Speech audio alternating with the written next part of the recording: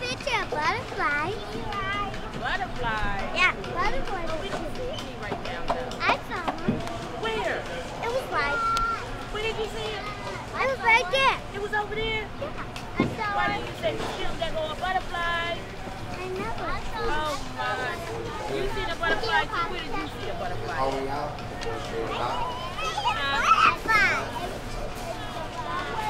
And some flowers. And they was white. And you saw a white butterfly. Just like you. Can you fly like a butterfly? Let me see you fly like a butterfly. Ooh, Anya and Jayla. They're flying like a butterfly. Flap your wings, guys. If you want to fly like a butterfly, you got to use your wings. Use your wings, guys. Beautiful butterflies. Oh, I love my butterflies. They are so beautiful. Oh, my. Everyone's a butterfly. Child Space Management Group is a worker co-op that operates 3 child care centers in Philadelphia.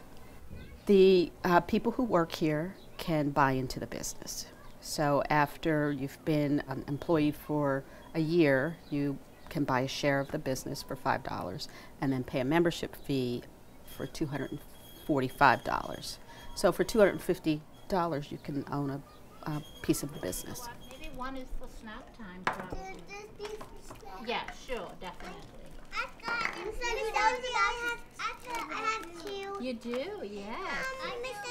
As a business, we invest in low-income families by providing that care, and we don't limit the care. So, there are some programs out there that say, okay, we have to have, 5 subsidy kids to be able to get our Keystone Stars grant, so they limit the number of kids coming in subsidies. We don't limit it.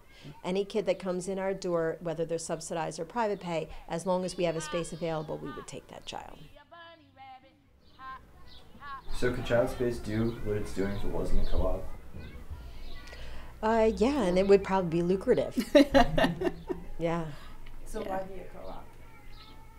To empower the people that work here. People choose to work at Child Space because I think we have a culture that's conducive to hearing people's concerns. And, I think people feel that their voices can be heard because of the way that we're structured. Orange, and you're wearing orange and blue.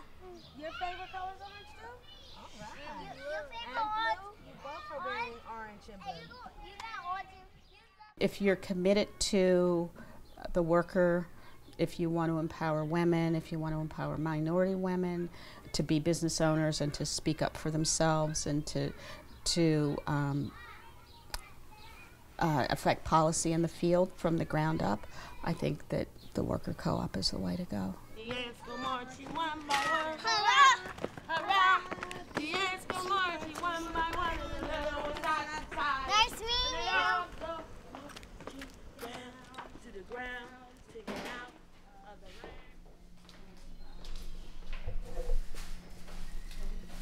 You got one hearing aids? So he does.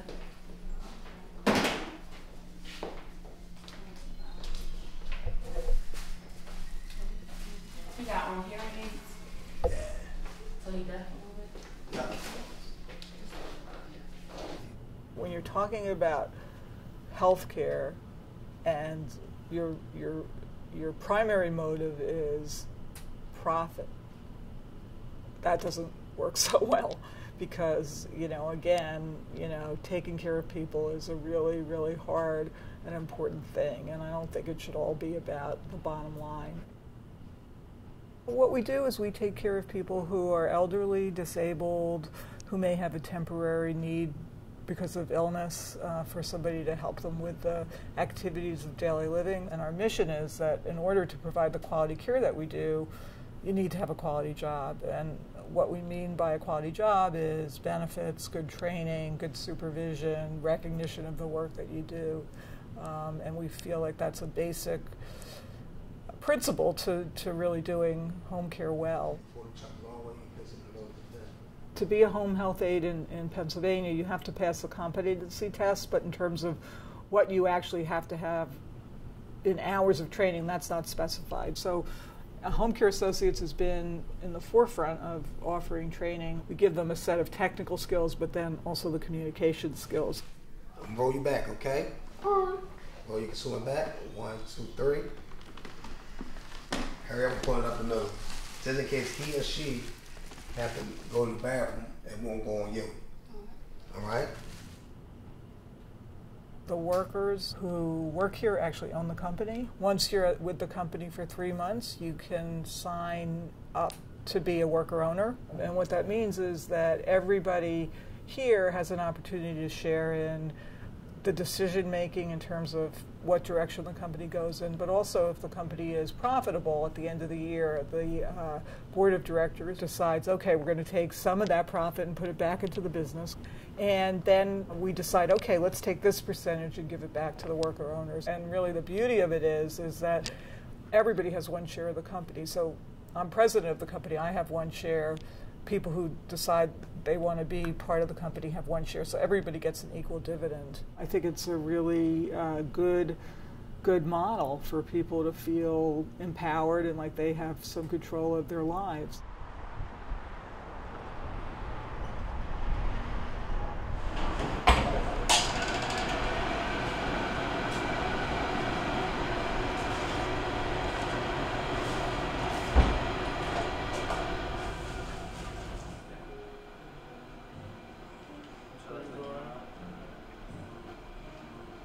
Most of us come from working in bars and restaurants. Kitchens are like incredibly military environments in a lot of cases. Super hierarchical. We're operating collectively, cooperatively. We try to operate like as flat as possible. So what we think and what we know about how a restaurant is supposed to operate gets in the way of our ability to function as a cooperative together. When somebody walks in and they're like, hey, where's the manager? And we all just kind of laugh at people because it's like, whoever feels like being the manager today can just say I'm the manager, or none of us. It's like, what? It doesn't really matter. Yeah, there's no like janitor, there's no cleaning staff.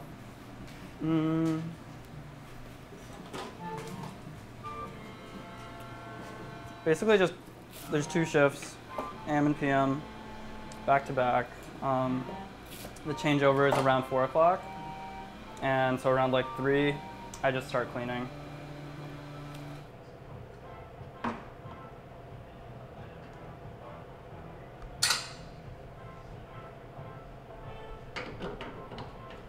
It like creates work for us to try and operate in this way because we have to do a lot of work like maintaining our like interpersonal relationships, actively confronting the stuff that would just otherwise get swept under the rug. We could exploit our people better, you know, like we could act shittier and it would be easier if we weren't a cooperative. But we're making a choice to do it the other way, I guess.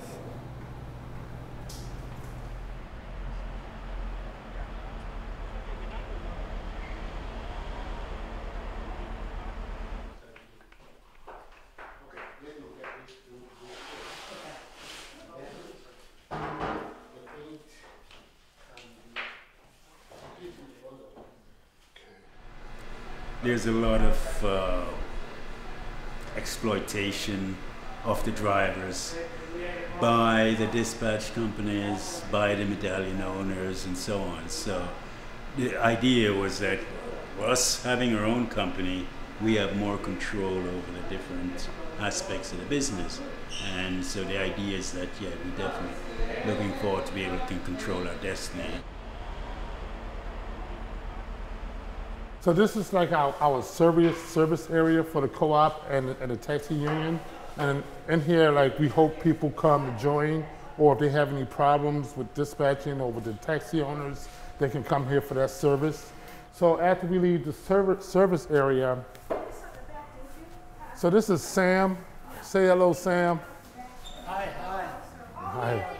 This is Linda and Michelle. Say hello, guys. How are you doing? Yeah.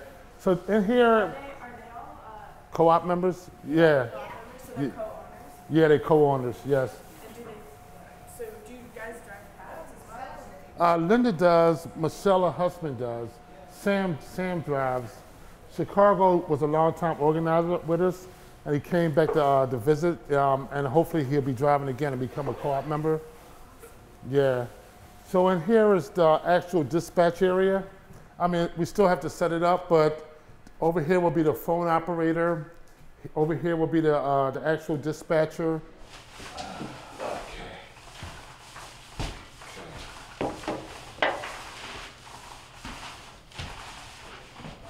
Thank you. One time, a dispatcher sent me from Center City, like Second and Market. He said he needed a taxi cab in Trenton, New Jersey. And I drove from Philadelphia to Trenton, New Jersey, thinking that the job would at least come back to Philadelphia. Well, once I got to Trenton, I picked up the job. They went 3 blocks to the train station, you know. So I missed the whole morning rush, which is where taxi drivers make their lease, their rent money. So I missed all of that. I fought traffic going up there. I fought traffic coming back for like a $4 or $5 fare.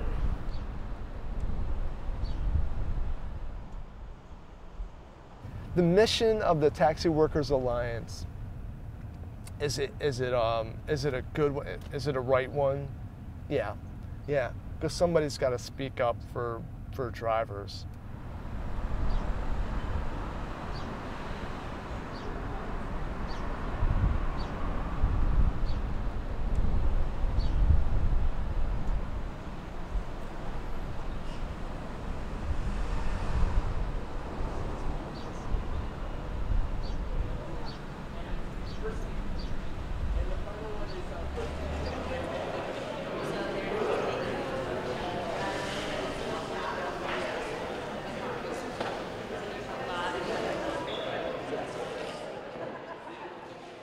So this is a venue for different actors, participants in different movements to come together and try to come up with some agendas, some shared platforms.